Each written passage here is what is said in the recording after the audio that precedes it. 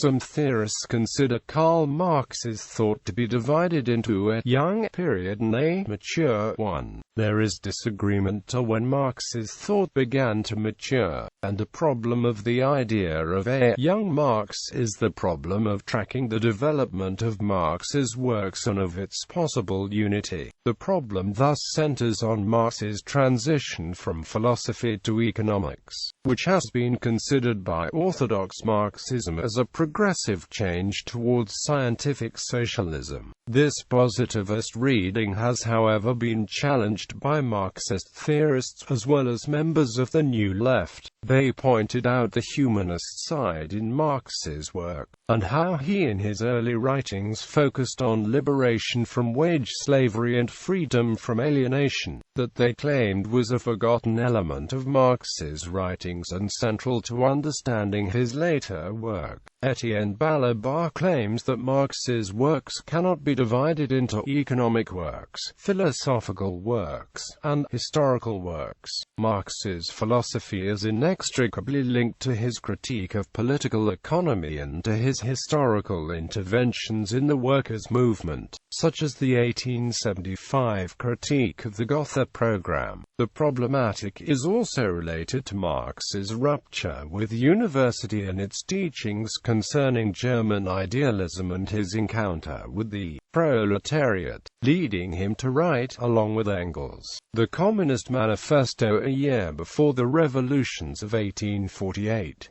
Marxism's philosophical roots were commonly explained as derived from three sources: English political economy, French utopian socialism, republicanism, and radicalism, and German idealist philosophy. Although this three sources model is an oversimplification, it still has some measure of truth.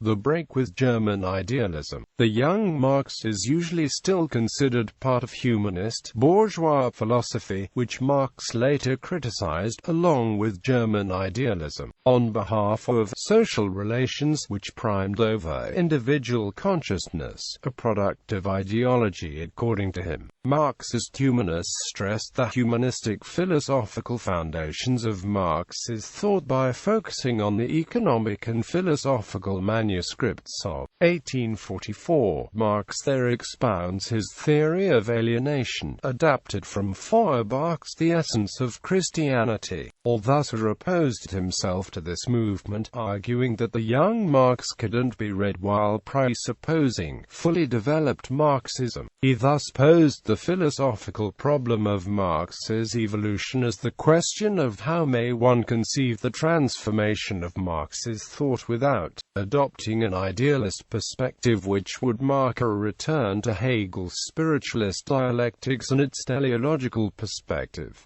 Various breaks. Lenin claimed Marx's first mature work as The Poverty of Philosophy in his own work State and Revolution. Marxist philosopher Louis Althusser, who was a champion of this young, mature dichotomy in his criticisms of Marxist humanism and existential Marxism, claimed in the 1960s that their German ideology, in which Marx criticized Bruno Bauer, Max Stirner and other young Hegelians, marked the break with this young Marx. Furthermore, the Trotskyist Ernest Mandel in his The Place of Marxism in History also broke Marx's intellectual development into several different stages. Althusser presented, in his For Marx, a number of other opinions. For Jahn, for example, although they still contain a whole series of abstract elements, the 1844 manuscripts mark the birth of scientific socialism. For Pajithnov, these manuscripts formed the crucial pivot around which Marx reoriented the social sciences. The theoretical premises of Marxism had been laid down. For Lipin, unlike the articles in the Rheinische Zeitung in which certain elements of material materialism only appear spontaneously. The 1843 manuscript witnesses to Marx's conscious passage to materialism, and in fact Marx's critique of Hegel starts from materialist positions.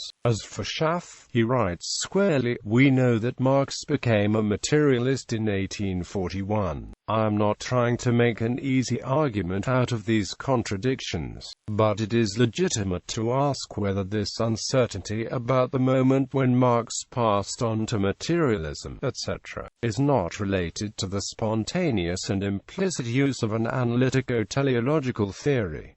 All this is epistemological break. Louis Althusser popularized the conception of an epistemological break between the young Marx and the mature Marx. That is the point where Marx broke with ideology to enter the domain of science, a point generally considered to consist in his break with Feuerbach. However, the epistemological break, a concept which Althusser drew out of Gast and Bachelard, is not to be conceived as a chronological point, but as a process, thus making the question of the distinction between a young Marx and a mature Marx a problematic one. Althusser noted that the interest in the young Marx, that is in the 1844 manuscripts and other early works, was no longer a matter of interest only for Western Marxism, e.g. Togliatti, but also of Soviet studies. First of all, that the very discussion of early Marx carries political tones, as the Soviet Union's attitude to the subject is not very approving. He also noted that, as Jahn had noted, it was not Marxists who opened the debate on Marx's early works, indicating the political stakes surrounding it, for this attack surprised Marxists on their own ground, that of Marx.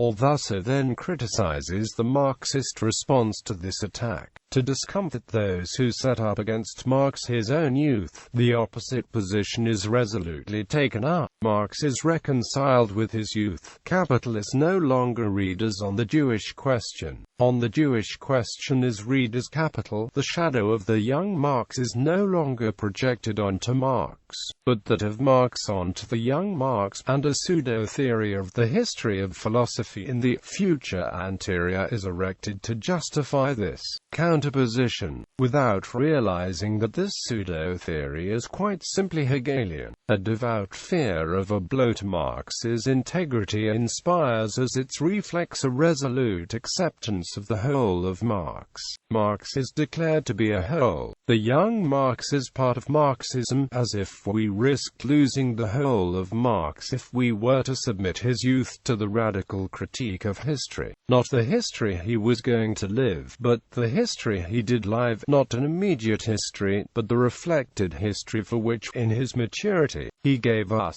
not the truth in the Hegelian sense, but the principles of its scientific understanding. Thereby, Althusser warns against any attempts at reading in a teleological way Marx, that is, in claiming that the mature Marx was already in the young Marx and necessarily derived from him. Capital is an ethical theory, the silent philosophy of which is openly spoken in Marx's early works. Thus, reduced to two propositions, is the thesis which has had such extraordinary success, and not only in France and in Italy, but also, as these articles from abroad show, in contemporary Germany and Poland. Philosophers, ideologues, theologians have all launched into a gigantic enterprise of criticism and conversion. Let Marx be restored to his source, and let him admit at last that in him, the mature man is merely the young man in disguise. Or if he stubbornly insists on his age, let him admit the sins of his maturity. Let him recognize that he sacrificed philosophy to economics, ethics to science, man to history. Let him consent to this or refuse it. His truth, everything that will survive him, everything which helps the men that we are to live and think, is contained in these few early works. So these good critics leave us with but a single choice. We must admit that capital is either an expression of the young Marx's philosophy, or its betrayal. In either case, the established interpretation must be totally revised, and we must return to the young Marx, the Marx through whom spoke the truth. This is the location of the discussion. The young Marx.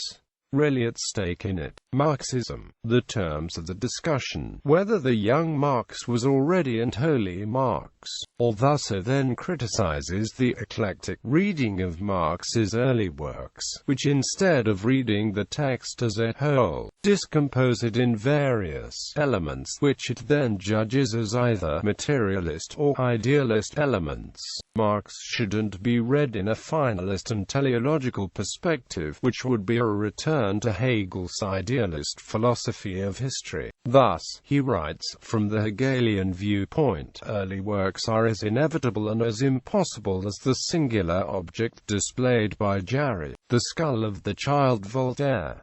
They are as inevitable as all beginnings. They are impossible because it is impossible to choose one's beginnings. Marx did not choose to be born to the thought German history had concentrated in its university education, nor to think its ideological world. He grew up in this world. In it he learned to live and move. With it he settled accounts. From it he liberated himself. I shall return to the necessity and contingency of this beginning later. The fact is that there was a beginning, and that to work out the history of Marx's particular thoughts the movement must be grasped at the precise instant when that concrete individual, the young Marx, emerged into the thought world of his own time, to think in it in his turn, and to enter into the exchange and debate with the thoughts of his time, which was to be his whole life as an ideologue. At this level of the exchanges and conflicts, that of the very substance of the texts in which his living thoughts have come down to us,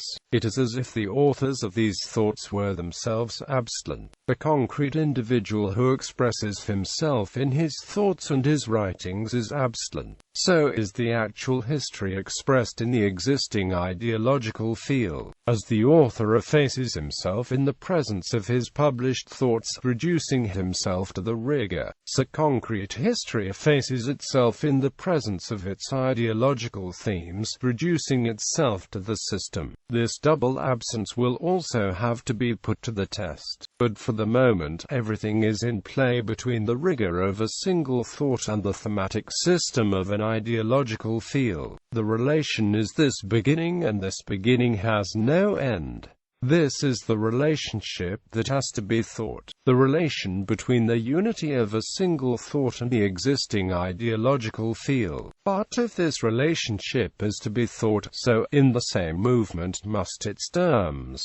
Criticisms. Marxist humanists do not argue that Marx's thought never developed, but criticize the dichotomy presented, young and mature, as being too rigid and not recognizing the continuity in Marx's development. One piece of evidence used by Marxist humanists to highlight the importance of Marx's early works is that Marx himself in 1851 tried to have 2 volumes of his early writings published. François Châtelet denied the existence of a rupture in 1857 between the young Marx and a mature Marx who would have discarded his errors and assumed mastery of his thought. Instead, he considered that the tensions in his thought continued on until his death in 1883.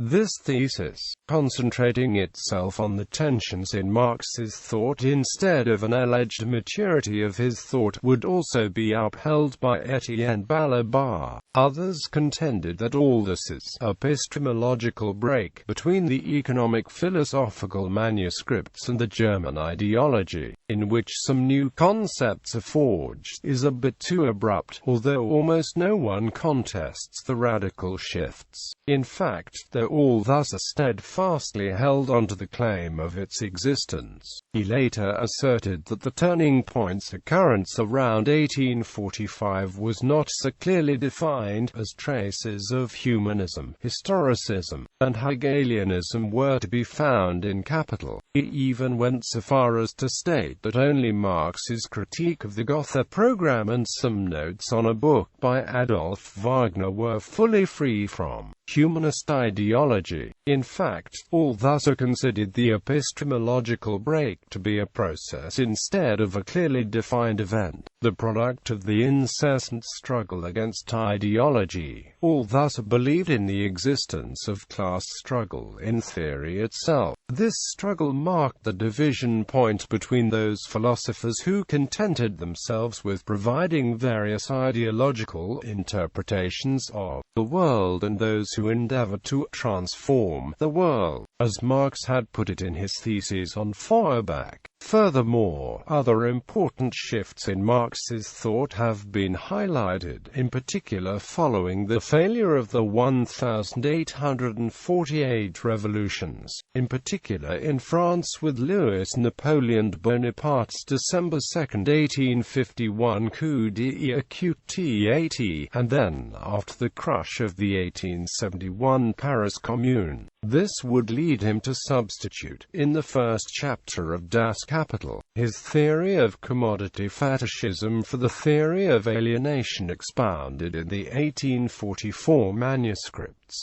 Bibliography. Louis Althusser for Marx. Karl Marx, Notes on Adolf Wagner's book and writings prior to the Rheinische Zeitung.